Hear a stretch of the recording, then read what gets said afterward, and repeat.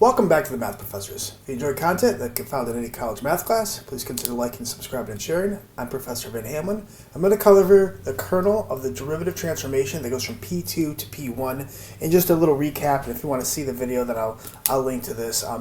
I show you how I build this this matrix. So what I know is that the derivative of 1 minus 5x plus 3x squared will be equal to, well, the derivative of 1 is 0. The derivative of minus 5x is minus 5, and the derivative of 3x squared is going to be plus 6x. Now, we covered how to find the derivative matrix, so what I can do is I can rewrite this polynomial. We call this a polynomial of P2, so this is polynomial of degree 2 or less, and I know that it's going to send it to a polynomial of degree 1 or less, or a second degree polynomial is going to have a derivative of a first degree polynomial.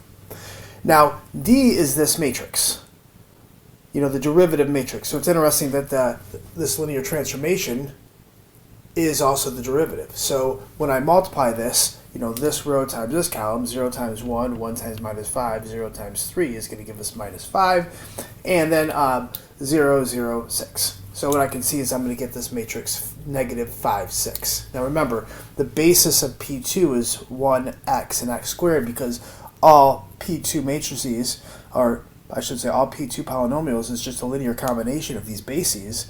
And then similarly, all P1 polynomials are a linear combination of these bases, minus 5 times 1 plus 6 times x. And that's what I have. This is, minus 5 times 1 plus 6 times x. So this is going to be the coordinates or the coefficients of that basis. All right, now the kernel of a linear transformation is interesting because what it solves is it solves a transformation on a vector x is going to spit out the vector 0.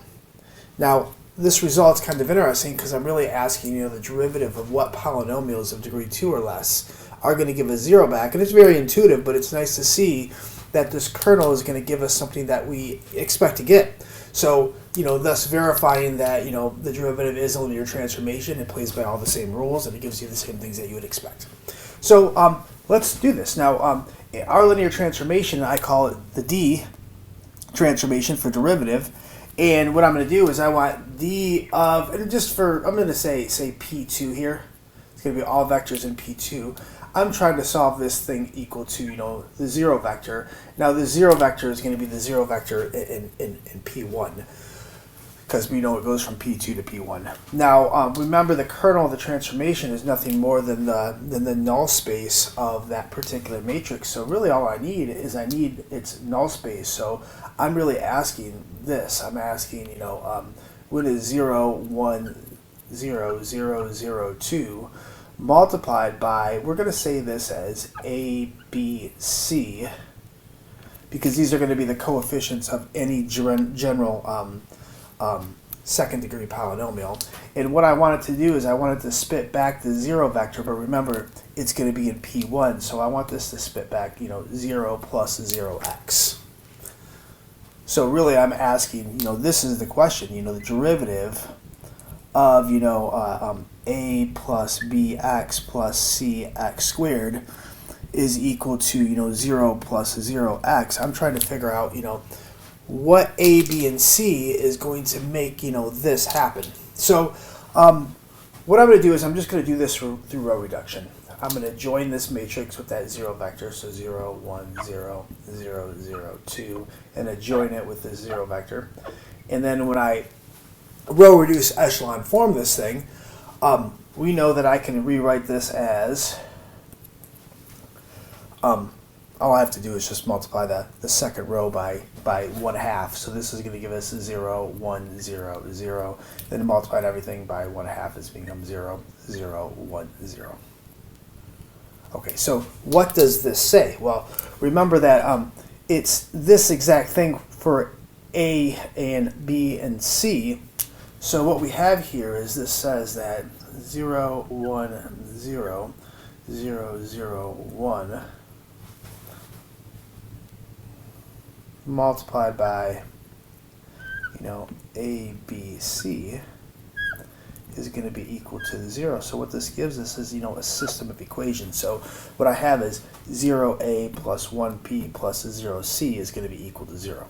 So, this says 0a plus 1b plus 0c is equal to 0. And you know that these will cancel.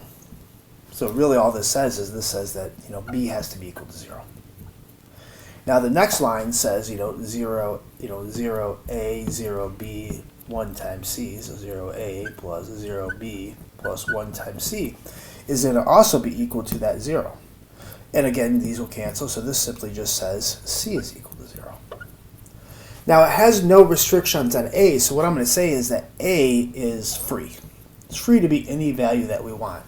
So the general, polynomial that's going to work here is our P2 polynomial is going to be equal to, this one, a, b, and c has to be equal to, well, a is free, b is 0, c is 0. So our function is really going to be equal to a is free plus 0x plus, 0x squared.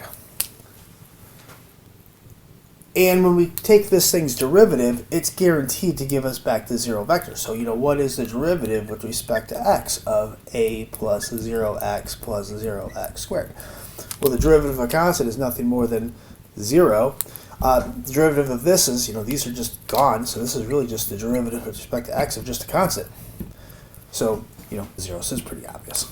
So, what is clear is this is the kernel of that transformation, and it's exactly what we expect it to be, that the derivative of a constant is equal to 0.